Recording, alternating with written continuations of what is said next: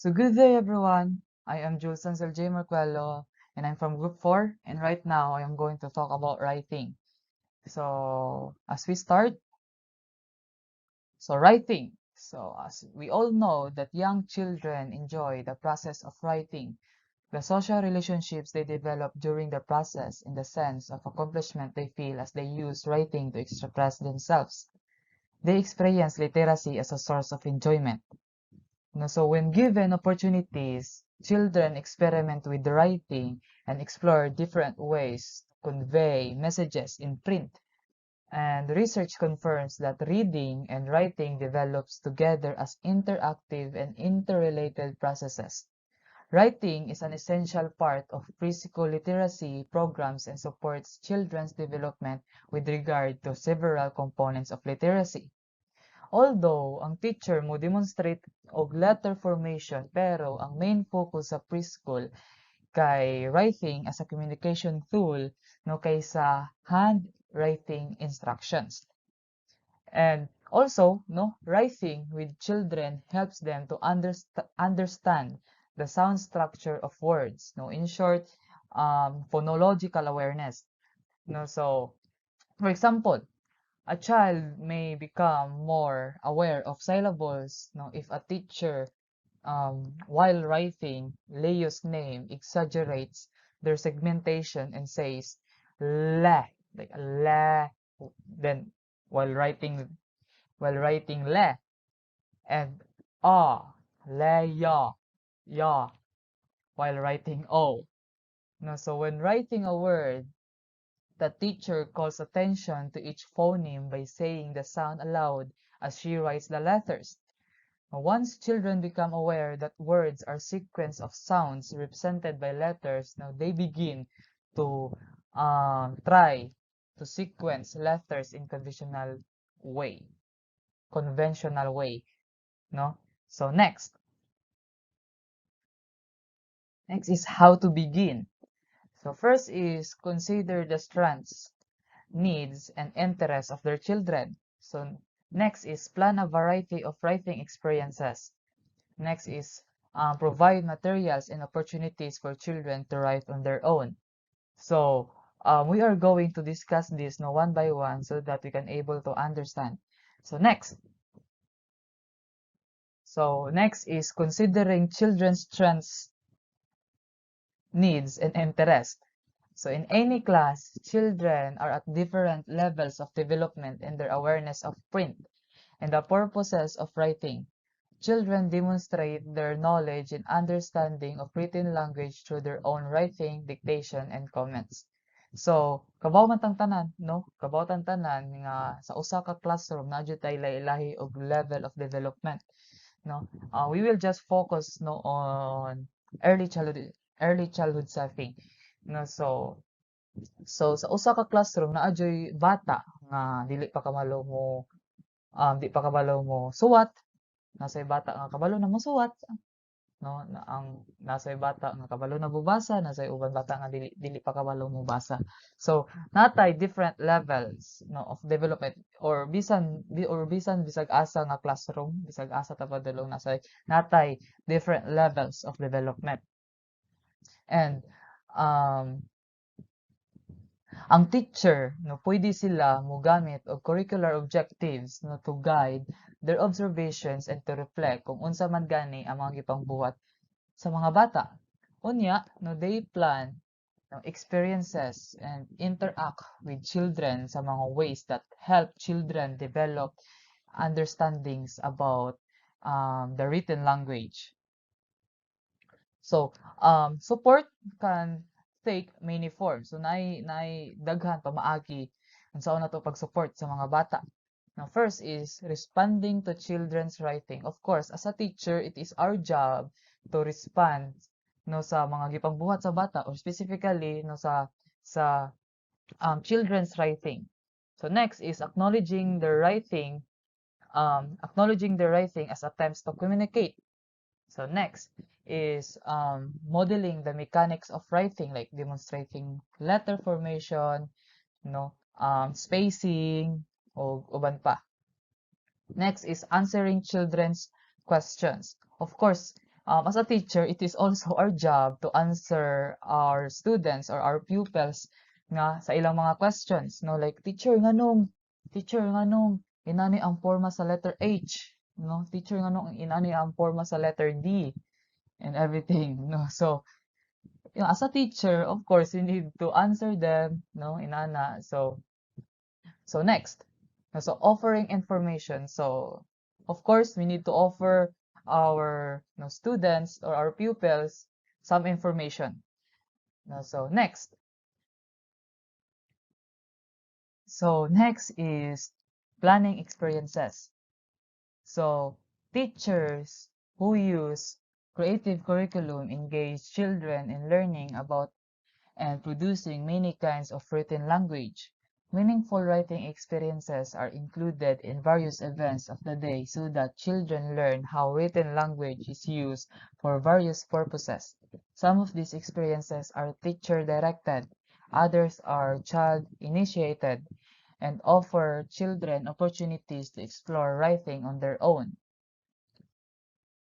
Naakoy strategies para ma-encourage ang children to write. So first is write names. So when teachers plan activities that require children to recognize and write their names, makahelp sila sa children to learn nga ang written language can also be used to express identity and show ownership. Teachers can give children reasons to write their names, such as signing their names on attendance sheets upon arrival each day. So next is drawings. Drawings, of course, every time nga magbabuhat ang teachers o mga drawings or some activities, so dapat na dyan ang names, greeting cards, letters, and other products. Usa sa makahelp sa mga children to write their names is dapat mag-provide og name cards nga naay upper and lower case letters. Now, children's ability to write their names develops over time. Magdepend sa ilang level of motor control. Knowledge of letters as discrete units o awareness of the distinguishing features of letters. So next is write cards, letters, and notes. These writing experiences show children that written language enables them to communicate with others. That children can make greeting cards for family members and friends. So write thank you notes or letters to classroom volunteers, guest speakers, and sponsor of class field trip. So next is participate in a pen pal program with another preschool class and write letters to one another. Use a message board or post office in the classroom and write notes to each other. So next is writing instructions. So when teachers write instructions, children learn nga ang written language can be used to tell others what or how to do something. Like for example, ang teacher pwede siya magbutang og mga signs sa classroom. So like signs or labels sa classroom, like do not touch, it's hot. Joke lang. So next is please flush, or exit, or please be quiet, so kana. So involve the children in making class rules, writing them down, posting them, and reviewing them regularly. So you need to include also your children in making class rules. So like writing them down, like pagsuwat sa mga class rules, like please be quiet when teacher is talking, please listen, raise your hand if you want to go to the class, to the bathroom, to the restroom, something like that, and posting them and reviewing them regularly. So next is create a simple picture and word recipes. So next. So next is providing materials and opportunities for children to write. Children first notice print in real-life settings where writing is used for a variety of purposes. For many children, print is not part of everyday experiences, so they do not develop the insight that it carries messages. Preschool teachers must offer meaningful opportunities for children to write and read, especially through teacher-directed activities such as those described in previous section. No, so teacher also need to encourage child-initiated writing. Children need time, opportunities, and materials to explore writing on their own. They need to try ideas about writing they form through their observations and interactions with others. In the creative curriculum, the library area is the primary place for children to explore writing by creating cards, drawing, dictating, writing stories, and making books. So next is supporting children's writing. Teacher must thoughtfully and intentionally model reading and writing, and they must interact with children to promote their literacy learning. So one of the most powerful strategies teachers use to help children learn about written language is to talk about it when they write themselves. When teachers describe their thoughts and actions as they write, children learn about the functions and conventions of print. For example, letter names, how letters are formed, the letter sound, the spacing, the punctuation, and many, many more. Diha na masabtan sa children nga letters can be grouped together para makaporma og words o kana nga mga words nga ilang na porma kay naa na sila mga tagsa-tagsang meaning. So next, meaningful play. So meaningful play. So in meaningful play, children are active participants. For example, instead of passively taking in a lesson, children take on rules alongside their peers and respond to the other children according to the rules of play that they've created. So, do you still remember guys, katong gipabuhat ni Ma'am Caitlin last semester, some of the activities for numeracy? So pwede po to siya, as a meaningful play, wherein, for example, one of the activity there is beanbag toss. So sa beanbag toss kay kanang dapat nakay beanbag, and dapat ang i-throw sa bata, sa children, sa imong pupil ang beanbag sa sawg nga nay mga numbers, and kung asa matunong ang beanbag kay iya na state kung unsa na siya nga number. Mohap siya padulong didto nga number, and then iya state kung unsa to siya nga number. So that's one of the example napay daghan like very very very many meaningful play. So next, according to the book, meaningful play has 5 characteristics. First is gives the child a choice about what he or she wants to do. So naay freedom ang bata, tagaan siya freedom kung unsa iyang ganahang buhaton. So next, feels fun and enjoyable for the child. Of course, this is really really enjoyable para sa mga bata. So malingaw sila ani, like malingaw sila, like maka interact sila sa ilang mga friends and everything. So next, evolves spontaneously rather than giving kids a script to follow. So next is number 4 is driven by intrinsic motivation about what the child wants to do. Then create a risk-free environment where kids can experiment and try new ideas. So kato makatry sila og new ideas, maka-explore sila, and many many many more. So next, so how do children learn through play? So for young children, play is often a full body activity that helps them develop skills they will need later in life, like running, dancing, climbing, rolling. These activities all foster muscle development and help fine-tune motor skills. Children also build their mental and emotional muscles as they create elaborate imaginative worlds which with assistance of rules that govern the terms of play. No, so kato no, so ang meaningful play no daghan kay siya igo no sa mga bata. No, so daghan kay siya igo sa mga bata no. Mga bata they can learn while they are having fun.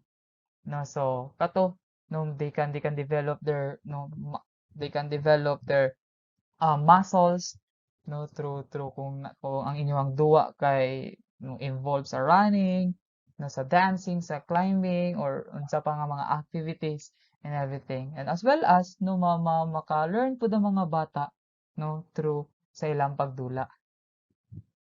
So next, so I have here a video. No, so let's watch this one. So children learn through play, meaningful.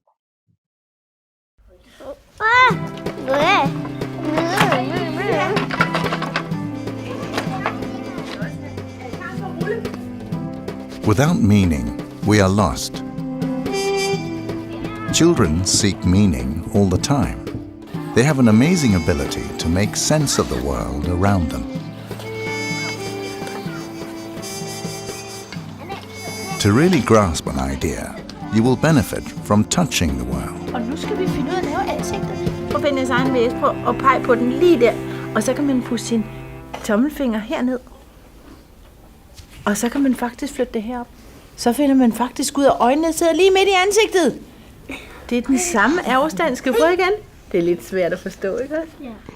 Viola understands herself by grasping her head. She observes and translates knowledge into a sculpture.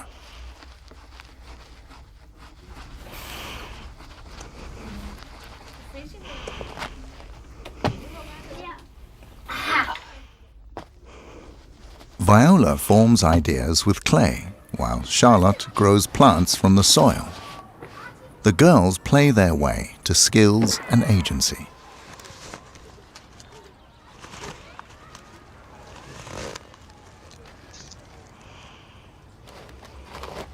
Charlotte learns how to create the very basis for existence. For a child to form mental patterns and become an agent in her own life, embodied learning is crucial. Weeding, sowing, topping up with soil, and watering is a natural lesson in life.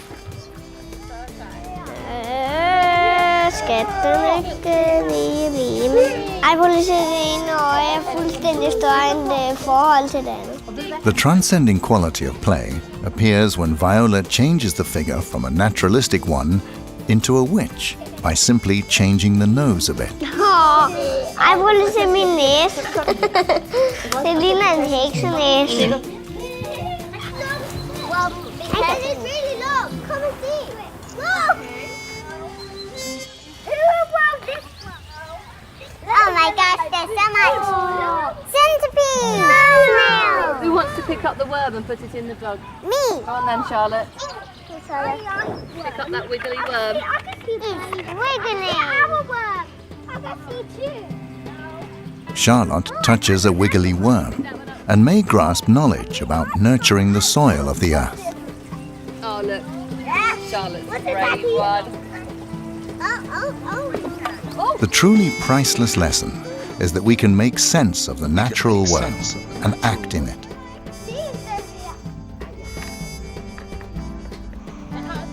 It is a rich and playful experience to learn through things that are meaningful and practical.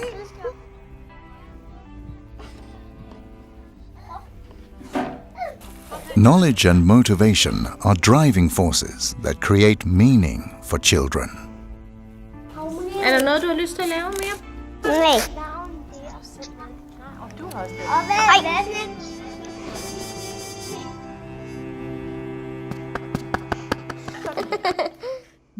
Weird.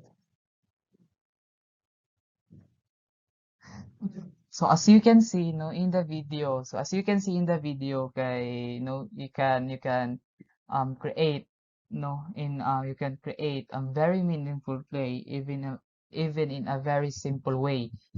So, pero sa to ganina sa kang Charlotte, no? Kato sa kan Charlotte nga nga sa very very basic lang, but it is already considered as play na pud sa ilaha, no, nga watering, no, like very basic nga atong mahibaw-an, no. So kato atong mga gikuha nila nga worm nga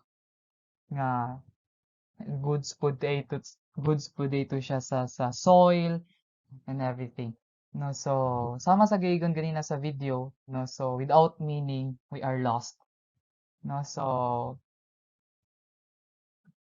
that's all, no, that's all for my report, and I hope you learned something. Thank you so much and have a good day.